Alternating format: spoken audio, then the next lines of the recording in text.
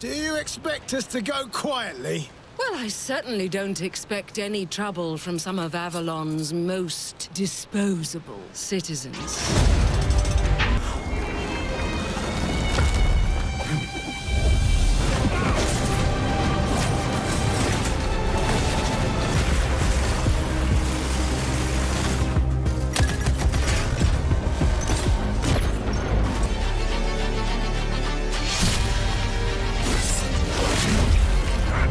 Determination is not enough to cheat your fate, Dawnwalker. You're back, and dressed like a twat. Got more important things to worry about than vegetables.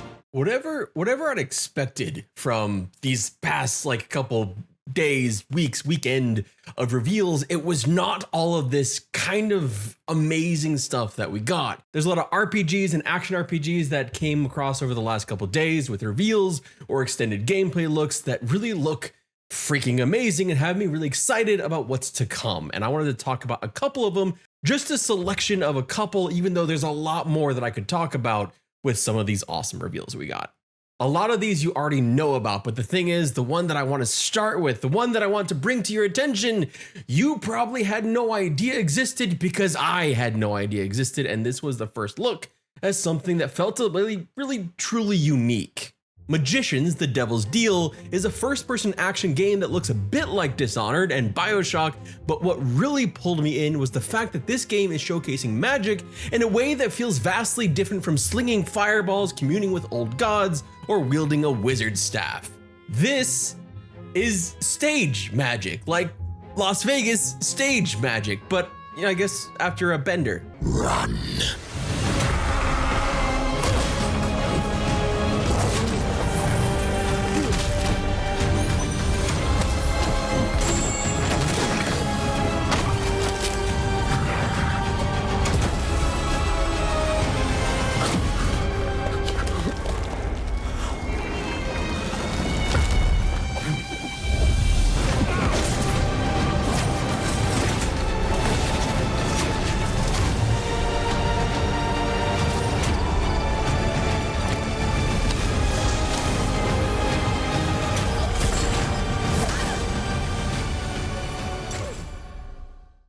Playing cards, illusions, wands that turn into roses. The trailer we got is obviously cinematic, but it looks like an acid trip through a magician's funhouse in the 1800s that'll leave you with a terrible hangover and many, many regrets.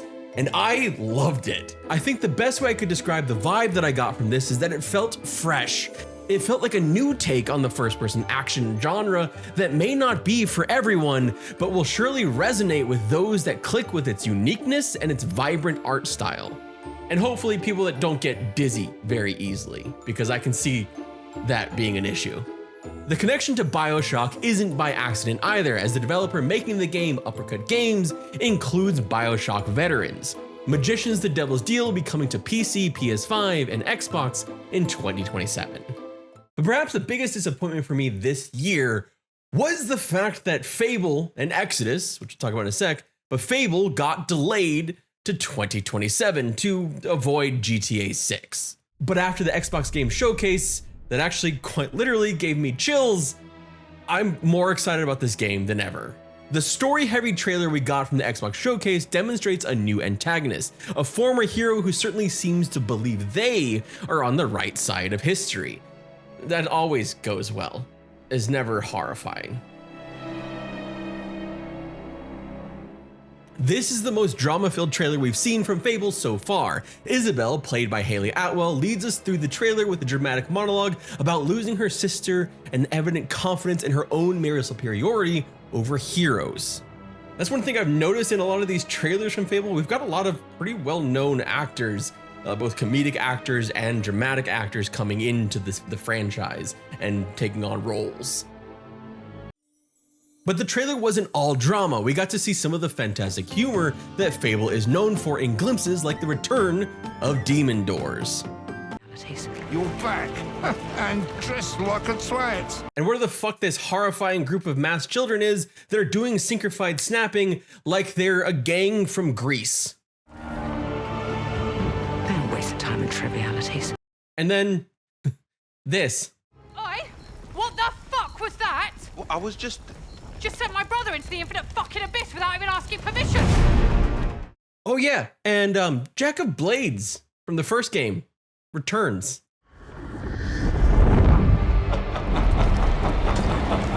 They also open up pre-orders for the special editions of the game, which I normally don't buy, but I gotta admit, I went and grabbed it for the sick-looking Jack of Blades statue. But there's one part that wasn't fully announced that came in with these special editions. They may have intentionally leaked, softly, future DLC plans without a full-on announcement, because in the higher editions, those that cost $99 or more, they throw in post-launch content called Order of the Hero, which sounds like a DLC. We did get a little blurb on the website about Fable Order of the Hero, the post-launch content that's included in the premium section. They have this to say about what it is. Quote, "Write the next chapter of your legend in Fable, Order of the Hero, a story-driven expansion that draws you into the secrets of a dark, ancient cult hidden deep within the perilous beauty of Albion. Fable Order of the Hero features a brand new region that brims with danger, wonder, and whispers of long-buried power. As you explore, your deeds earn the cultists' admiration, and you rise to become their latest and greatest celebrity overseer. With your newfound authority, you'll guide their rituals and shape the cult into your own heroic vision, whether noble, nasty, or just plain weird. But becoming the new boss does beg a darker question. If the cult has a vacancy for a new heroic leader, what happened to the last one?" We also got an official release date. Fable, with its new delay, will be releasing on February 23rd, 2027. We got an extended look at the release window for Clockwork Revolution, the first-person action RPG set in the steampunk city of Avalon. The trailer worked as a sort of character and story introduction with a whole lot of gameplay thrown in that really sets the tone, and I'm hooked on this. This looks fucking fantastic. There's a shit ton of humor here that actually landed for me in the same way that Fables does, and it looks like we're going to have a ton of very, very expressive companions. We're not here for you. Not here for me. I'm Anne fucking Darrow. Time to lay our hands to mischief. But it sounds like what happens to those expressive companions might come down to some of your decisions, because it says that your allies and enemies will pay the price of decisions you make, including decisions you make through splintering realities and time travel. Sounds a bit like Exodus though, right? Like a bit like Exodus, but in steampunk with more humor and a little bit less seriousness. The version seen in the trailer is apparently just one possible version of the game, as you'll take on the character of Morgan Vinette. But at the start of the game, you'll customize who Morgan is, and throughout the game, your decisions will alter who Morgan becomes. This news drop after the trailer does seem to make it seem like you can customize your appearance and skills as well. You'll eventually gain the ability to directly manipulate time, launch explosive barrels, use steampunk weapons, and so much more. Like the least, oh, it's different how they do ya, the ways they stick it to ya, and when they're done with chucking it up the old downstairs, well, they're all gonna screw you in the end. You can even punch enemies into eviscerators. But this time, we've a chance to steal it. Clockwork Revolution will be coming in 2027 as an Xbox console exclusive. Don't be worried, that doesn't mean it's only coming on the Xbox console. Xbox console exclusive also means PC, so PC and Xbox. Perhaps the most controversial announcement from Summer Game Fest came from Blood of the Dawnwalker, largely because it felt kind of premature. It felt like they blew their load a little too early when they could have waited. We're still awaiting the release of Blood of the Dawnwalker later this year, and it's one of my most anticipated games. But at the Summer Game Fest, they revealed the Blood of the Dawnwalker is essentially the first game in a saga that takes Cohen all the way up to present day. Honestly, I almost feel like I need a spoiler warning before showing you this, because it just feels weird.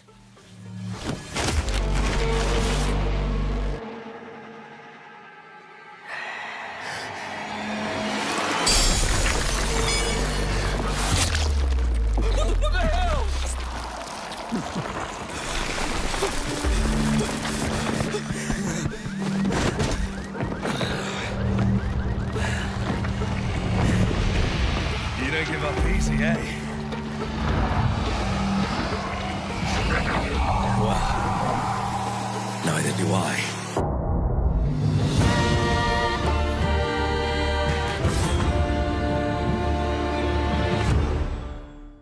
This felt like a reveal that would have hit much harder if they did it a year from now, or a little bit longer, not before Blood of the Dawnwalker has released, because it kind of takes some of the focus away from the game before it's even launched. And I understand wanting to kind of like show like we have big plans.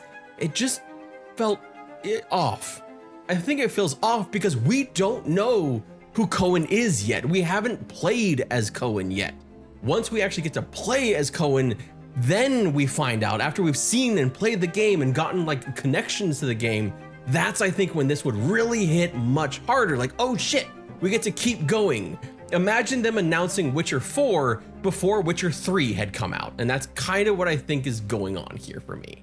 But it's still cool. I don't want to come across as completely negative here. I just feel like it didn't have the right impact. Especially because I do think it would be really cool to jump into a modern world setting as a vampire or half vampire, and kind of the same way that they're doing with the Blood of the Dawnwalker, an open world RPG style. I think that would be awesome, especially because a lot of what we've seen from Blood of the Dawnwalker looks so freaking cool. And there was a second half of the trailer, the second half that really focused and brought in a lot of the storytelling for how things are going. A lot of focus on between Brensis and Cohen in the story, showing off a more cinematic look at the brutal, vicious storytelling of Dawnwalker and some excellent finishers. Blood of the Dawnwalker releases on September 3rd, 2026 on Xbox, PlayStation 5, and PC. The last thing we need to talk about is Exodus and their extended gameplay. Exodus gave us an extended gameplay look of about 20 minutes or so. It is by far the most extensive look at Exodus we've seen so far, as well as getting some first impressions from creators who have actually already played the game, at least a little bit of the game so far, and those previews have been mostly positive, especially talking up the Mass Effect connection.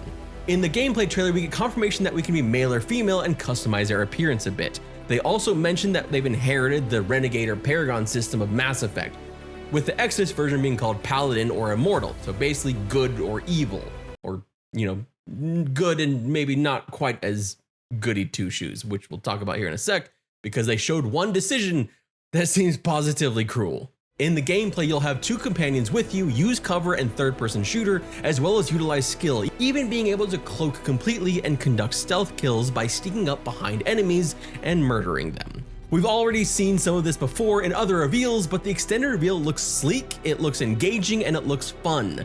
The gameplay looks fairly mobile with swinging across gaps and launching grenades. The only thing with the gameplay that I saw was that the enemy AI doesn't seem very aggressive. It doesn't seem to take much notice of you in some of the gameplay parts of it. This could just be because they were trying to show off how awesome you are. But I think what really excited me most was the extended look at the decision making and the dialogue. I was pleasantly surprised that the dialogue seems to roll out really well. It's well acted and it doesn't feel super clunky. Loaded up? Gears in storage, my lovely suit. Good to go. Where's Tom? Last minute prep or drinking. Probably both.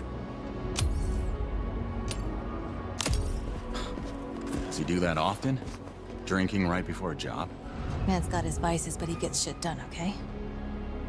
Nothing else to say. Good.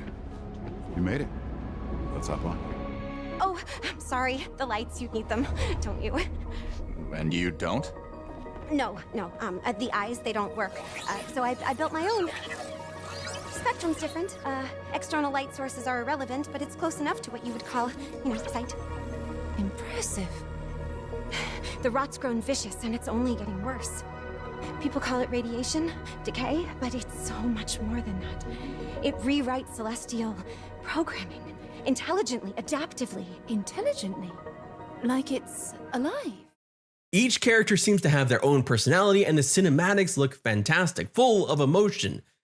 And while this game will have romance, no, you cannot romance the sentient octopus in the giant mech thing. Sorry. We got your back, June. You too, Saul. Not necessary. If you die, I leave. Contract void. Wow. You don't mince words, do you? It's an Octo thing. You'll get used to it. All right, time to move out. We even get to see a pretty daunting decision you make, which demonstrates that morality system. Purge an airlock and make your life a little bit easier, but also send possible innocents into space, or don't. Wait. This is a control room, right? Should be a way to open the airlock doors. Blast all those damn mercs out into space in one shot. Whoa, hold on. There could be dock workers and maintenance crew in there. We can't just vent the airlock. Fuck that. We're gonna walk up there to verify who's a merc and who's a zealot dock worker who might just kill us on sight anyway?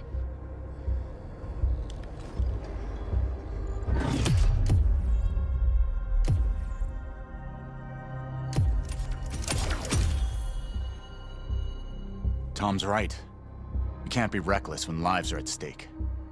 But you don't mind putting our lives at risk? I'd rather die in a fair fight than risk killing a single innocent bystander. Whatever. I could use some more target practice anyway. Let's move. We've given the mercs too much of a head start already. I could go on at length about this gameplay first look, probably making a video itself about it, but the too long didn't read is that it looks like what I'd expect from the next Mass Effect. And it's something I can't wait to sink my teeth into. There really weren't things that I saw in the trailer other than that enemy AI issue that really made me concerned. It just looks good and it looks better than what we've seen previously. Exodus was delayed into 2027 and should be launching early in the year. It'll be one of the at least 3 major RPGs launching in early 27, including the tactically similar Osiris Reborn, as well as, of course, Fable. It's too soon to say if this will be as good an RPG as Mass Effect, an extremely high bar, but after this gameplay and cinematic reveal, I'm hopeful and I'm excited. There's a lot of potential here if they can stick the landing. Those are some of the games I am the most hyped about coming out of the Summer Game Fest. It seems like most of them are going to be coming in 2027, but at least one of them, Blood of the Dawnwalker, will be just a couple months away. Thank you so much for watching. My name is Redford Flynn. I hope you have an absolutely wonderful day, and I will see you all soon.